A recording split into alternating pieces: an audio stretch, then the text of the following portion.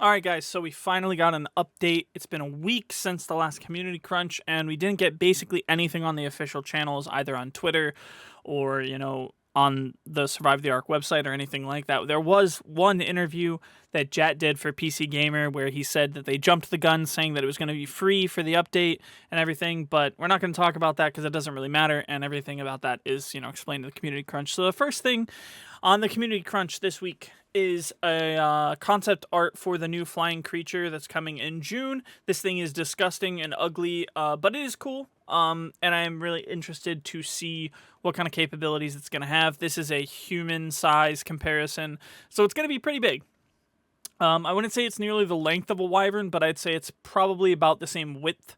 And I don't like looking at it. It's gross. It reminds me of a bug, and bugs are gross. So, Wildcard has responded to all of our outrage, and just as we thought, there's some coded language here in the beginning that I think points to why we haven't heard anything yet. So they say, we appreciate your patience as we digested the feedback and consulted with our partners to revise our upcoming plans.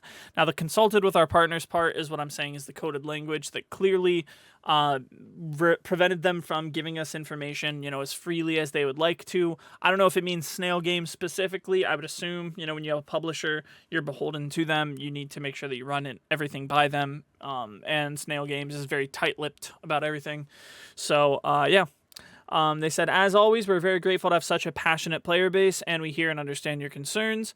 We've decided to make some changes and provide additional info as to why we're taking this approach, so please bear with us as we address some points. I'm going to go through this entire community crunch because I think all the information is pretty relevant, all the way, through until we get to the community stuff at the end. So, price point and bundle. First things first, we're scrapping the Ark Respawn bundle. Thank God. Their intention behind this was to provide a package where you would essentially get 2 products for the price of 1. In hindsight, it was not the best move. They take full responsibility, say, our bad. We recognize now that combining Ark Survival Ascended with Ark 2 and requiring further DLC upgrades wasn't optimal, especially since you won't be able to judge Ark 2 as there's no gameplay or content that's available yet. So it's really good that they, get what we're coming from here with this. A lot of people were making the argument, oh, well, it's fine, that they're charging for you because you're just paying for Ark 2. Brother, I don't know if I want Ark 2 at this point. Like, I don't know anything about it. And from what they've said, it's going to be a lot different from Ark 1. And for a long time, I was one of the people that was saying Ark 2 is going to be really similar to Ark 1. But if they're putting all this work into Ark Survival Ascended, I'm not so sure about that anymore. It might just be a very different game that doesn't appeal to the same type of player, at least on the PvP side of things. So that makes a lot of sense. That they are changing this now. It's good that our voices were heard on that, and now here's their new plan. Ark Survival Ascended will now be a standalone package released on every platform. That means not just PlayStation getting it as a standalone game, now PC, Steam, Windows, all that. And it's going to be $59.99 as opposed to what it was before, where it was $49.99. And I know some people are going to think that that's, bad, but it does include all of the DLC. So it's going to include Scorched, Aberration, Extinction, Gen 1, and Gen 2 included in that $59.99. It doesn't include the new DLC that we're getting later this year, but that's fine. I'm perfectly, happy to pay for a new DLC that I haven't played before. I just didn't want to pay for DLC that I already own on, multiple accounts. I have a Windows 10 account and I have a Steam account, and I own it on both. So I wasn't really happy about paying for some of these DLCs that I don't even like again, just to be able to access the maps and do the things that I need to do them as a PvP player. It does have the timetables on all this, which for some reason there was a contentious argument going on all week about which community maps we were going to have at launch, and it was very plain text in the last crunch. We were getting no community maps at launch. It was just going to be the Island and Scorched, but they've said right here in plain text, the Island and Scorched Earth are going to be at launch.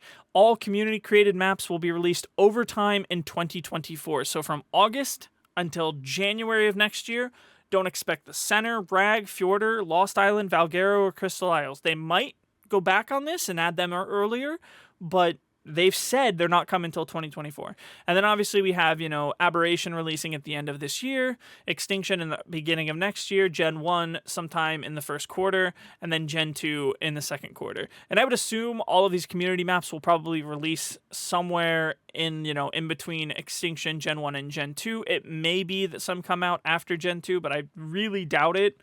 I would assume that they've reached out to the people who made these mods and are having them help work on it. If they're not, you should probably do that, Wildcard. You reach out to Nakatis and have him help work on the maps. I'm sure he would be more than happy to do that, unless it's really simple to do so and you can do it all on your own.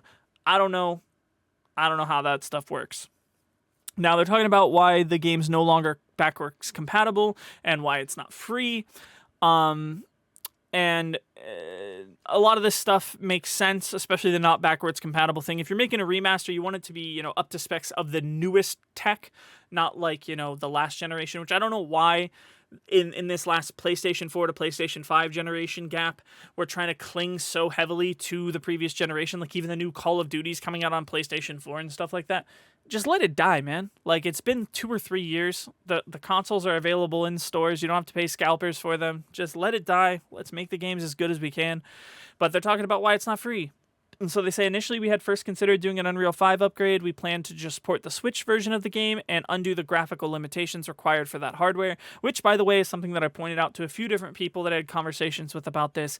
A lot of the code for the initial idea of doing an Unreal 5 upgrade was already done for the Switch. And that's why I was so passionately angry about them charging us for it, because I was under the impression that even though they were adding a few new features, they were still just taking the Switch port and building off of there. Apparently, that's not what they're doing. They're basically rebuilding the game from the ground up. Maybe they use some of the rework for the Switch, but there's a lot more going into it, a lot more moving parts, which is what a lot of people assumed. But until I heard, confirmation, I wasn't going to assume anything. So it's good to know that. They say we weren't going to maximize the potential of the new technology, and we weren't going to introduce new gameplay changes. We weren't going to make critical design changes that would have had an impact on existing save data. After carefully considering what would be the best outcome for those who enjoy Ark Survival Evolved, we want to continue to enjoy it for years to come, we decided that our initial plan would not be sufficient. We want to provide you with an evergreen classic Ark experience, one that can continue to grow over time on the cleaned up code base, making use of the new technology advancements, not only in the industry, but also in what we are working on with Ark 2.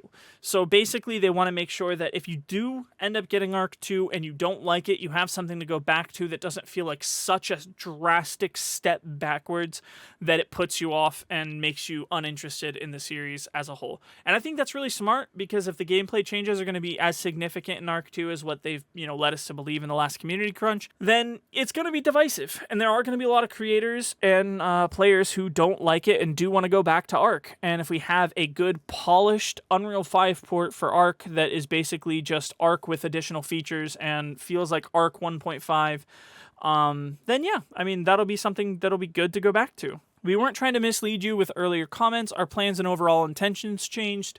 Obviously, then you guys should have communicated that, but like you said earlier in the post, Wildcard, you had to consult with your partners, and I completely understand that. It's exactly like what we thought. So you're probably asking, why don't we make these upgrades to the original Ark Survival Evolved? Frankly, it wouldn't be viable. I'm not asking this, and I completely understand why it's not viable. Many of the changes we're making to Ark Survival Ascended will touch a lot of aspects of the game. It'll invalidate save game data. Some mods may not be functional. Some things will not play the same as they did before, and we don't want to change the experience for those who prefer it and are unable to upgrade. And this is another really important thing that just shows they're not trying to shaft everybody with this. And again, the optics on this are a lot better, and they should have just said this last week. Because what they're saying here is, if you enjoy Ark Survival Evolved, and you don't want the shiny new game, or if you're somebody who's on a last-gen console and you can't afford to upgrade, they don't want to make the upgrade something that is unplayable for you, or that isn't what you enjoy. So that's good. To an extent, obviously, there are going to be people who would just prefer that it was, just a straight upgrade for the existing game, but it does make sense why they're separating it.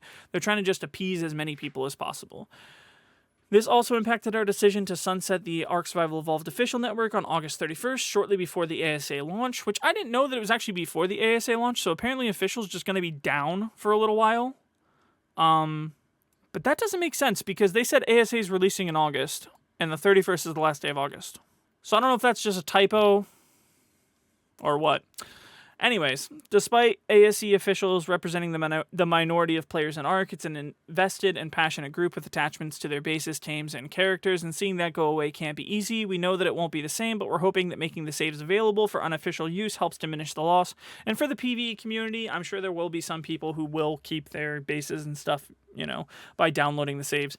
I do know a lot of the PvE official community will be moving on to either unofficial at this point and just staying there until Arc 2, or they will be moving to Arc Survival Ascended, because there is, even though they don't have the same stuff as, as PvP guys going to each other's bases and raiding and stuff, they do still have a really big, economy and stuff like that, and the unofficial scene isn't going to be able to do that, with the saves from PvE, unless there's some really rich guy who wants to put up enough servers to basically have all of the official servers from PvE hosted, which I don't see that happening.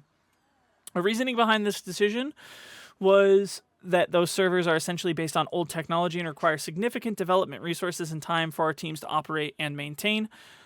In some cases, the issues aren't as easily solvable with an overall upgrade. Additionally, we know that those resources could be better utilized on fundamentally new technology to further enhance the overall experience for all players.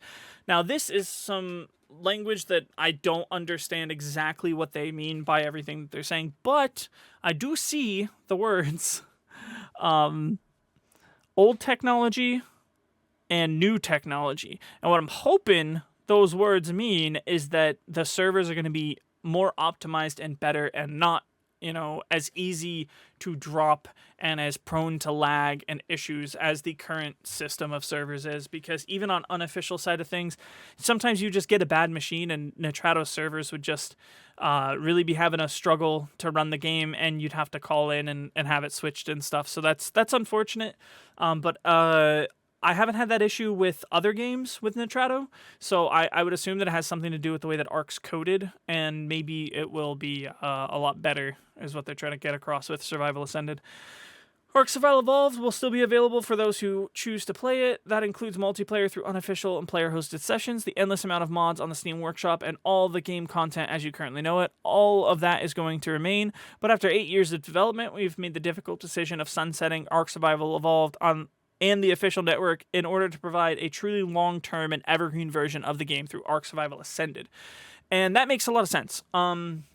Like I said, if Arc 2 is not a commercial success, they need to have a fallback, and Arc Survival Evolved is not the fallback. I know if there wasn't Survival Ascended and Arc 2 came out and it was really different and it wasn't good and it didn't capture my attention, I'm hitting the ejecto-cedo and I'm going to go start playing Rust or something else that is just better. You know what I mean? So if Arc Survival Ascended releases and they can keep the servers relatively clean from cheaters, and the mod community is thriving on the Unreal Engine 5, which is a lot more accessible for mod creators and stuff, and it's good for content, then even if Arc 2 comes out and it's not as good, I can just go back to Survival Ascended afterwards. You know what I mean? So that's going to be really good. They're going to be sending off Arc Survival Evolved with one final content update on their 8th anniversary in June, releasing the fan-elected creature, the Rhinoia Ganathia, whatever, this big lobster bird that haunts my nightmares, and I will definitely have bad dreams about later. We plan to support Arc Survival Ascended with new features, including at launch content drops, creatures, items, structures, and DLC. Our roadmap covered some of those planned changes last time, and we're gonna show you more. Blah blah blah. I'm really hoping the content drop part of things is that they're going to, I've been saying it for a while, I'm going to keep saying it till I'm blue in the face, add skins to the game wildcard. Snail, if you're listening, I'm going to say this slow because I know a lot of you guys speak Chinese primarily. Add microtransaction skins. It is a passive revenue stream that every game that is built for games as a service is using to substantiate their existence. You don't need DLC every 6 months that everybody has to pay for. You need skins. Have the community design skins for saddles, weapons, structures, etc. Every week, have them submit a bunch of skin ideas that they've made that are functional in-game. Pick the ones you like the best, do revenue sharing. It's exactly how Rust does it. it's a win for everybody. But let's go over these new features that we're going to get with Survival Ascended, which they gave us a whole list of stuff last time, and now they're giving us a whole list this time. So it really does feel like we are getting a lot for our money here. We're not just getting, a spit-shine version of Ark. We are going to get a lot of new stuff, including Dynamic Navigation Mesh and Creature Pathfinding Overhaul. This is basically just going to make it to where the pathfinding for creatures is a lot better. So if you're trying to kite a dino into a trap, it's not going to, wander off or get off course or something. On the flip side of things, you're not going to be able to just stand on a ledge and shoot a dino. It's going to try and find that available path to you. Think if you guys are aware of 7 Days to Die, the way the zombies have like really good pathfinding and they can find any way they need to get to you. I believe Valheim is also like that. There's a few other survival games. They all have pretty good pathfinding where if there's a feasible way for the creature to get to you, it's going to find that way. That's what we're going to be looking at with Survival Ascended, which is good. We're getting a photo mode, which is really good for us content creators and, pretty much everybody else who likes photos and stuff. For PvP people, doesn't really matter. I mean, you're going to be able to take some sick photos in your base, maybe. I don't know. NVIDIA DLSS, if you guys aren't aware, this is something that was actually promised for Ark a while ago, and we never got, and we haven't heard anything about in a while. But if you don't know what DLSS is, basically it's an AI-powered graphics enhancer that boosts your performance. It uses upscaling technology, and basically you can play at a higher frame rate and at higher resolution than you're actually playing at. It's really complicated. Like, I'm not smart enough to explain it to you guys in like great detail, so go ahead and look it up. But essentially, if you're on mid-tier hardware or low-end hardware, you're going to be able to play at a higher resolution and a higher frame rate. And I know that sounds weird, but NVIDIA puts some weird stuff in their cards all the time, and game companies can elect to use it or not. And this is one of the things that they've been, able to use for a while, but they haven't. And we're finally getting it. So I'm pretty stoked about that. It'll make it to where, like, say you're getting, 60 frames. Normally, you can jump up to, like, 90 frames. And it'll still be in the same resolution, or even you can upscale it with AI to higher. It's really cool. We're getting dino/baby management quality of life. I have no idea what that could mean. I would assume maybe it has something to do with, like, raising dinos and stuff, because we're not going to have the incubators straight away. And we're not going to have cryopods straight away, but who knows? We're getting wild baby dinosaurs, which obviously is really huge for everyone. If it functions in a way that, normal baby dinosaurs work, if we could imprint on them and get imprinted tames from wild, that's going to be cool. Even if you don't get 100% imprint, you find like a juvenile Giga or something, and you can, get that tamed and start with something that's got at least some imprint to start. That'll be kind of huge. Snap point improvements, new snaps and logic improvements for the snap points that we have now. So building an Ark is kind of frustrating. It's not the worst that I've ever had in a survival game, but it's going to be better, which is always a welcome thing. Character creation and customization improvements. Now listen, Wildcard, if you can hear me, please, for the love of God, do not allow people to make their character the size of a toddler. Please just make it to where the height difference is like 10% less or 10% more, because there's no reason that we should all be a bunch of little 6-year-olds running around with shotguns that are bigger than us.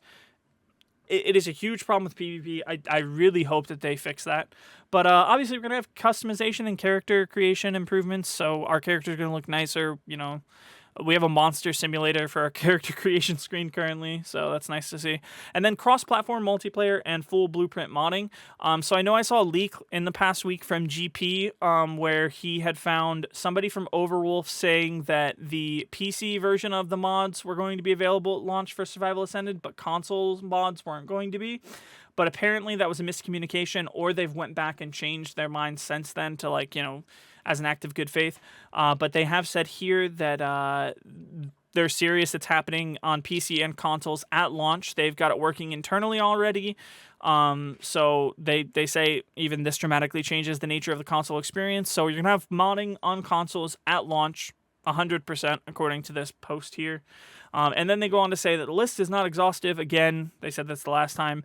But at this point, we're looking at at least 15 to 20 new improvements. So they're hoping to get even more done, and the only reason they're not covering all of those details right now is they're still working on them. It takes a significant amount of resources and time at the studio. We don't want to commit to other particular features unless we can for sure get them at launch. And yeah, we may miss our deadline on certain aspects, but they'll come in over time as we continue to support this next generation of Ark. So that's really good for them to temper expectations and say, here's all the things that we're working on now. If there is something that they run into problems with and it doesn't make it into the launch, then they are already letting you know, there is that possibility. But these are things that they're fairly sure they're going to have ready at launch. They say at the end of the day, these are just words, and frankly, they may not mean so much. That's okay. We understand. What'll really convince you is seeing screenshots and a gameplay trailer, and you will in time. We know there's going to be more questions, and we'll be sharing more details over time. We're not quite ready to pull the curtains back just yet, so hang in there with us, survivors. It'll be worth the wait, which is good. Obviously, we would love to see screenshots of Survival Ascended. We'd love to see gameplay and stuff. If they're not ready to show us all that because they want to continue to add more of this stuff and they want to put all the new features and stuff in one video, that's fine. I'm fine with it. And then obviously community creature submissions.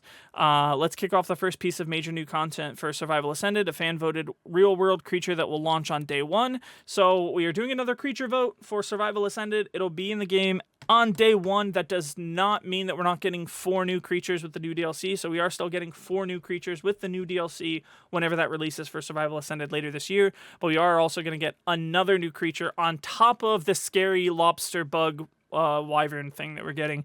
So go ahead and check that out. I'll put a link down in the description so that you guys can check out the creature submissions and all that, and you guys can stay up to date on that. If you guys want to see more about the Easter Evo event and the community corner and Conquest Season 5 and all that stuff, then you can as well. Let me know what you guys think. Personally, I think this is a massive W. I'm really proud of our community for putting our foot down and telling Wildcard and Snail Games, like, hey, we need more info. You guys can't lie to us and all that stuff, and getting an actual, response from them. But yeah, let me know what you guys think. I think this is a massive W for the community, and I'm actually pretty excited about Survival Ascended now. Now that I know why it's getting, switched to a paid thing, and they've given us explicit reasons why, and let us know essentially that they misspoke initially, which was all things that we assumed. I feel a lot better about it. And I'm actually pretty excited for it. Let me know what you guys think, though, in the comments down below, and I'll see you guys in the next one. Peace.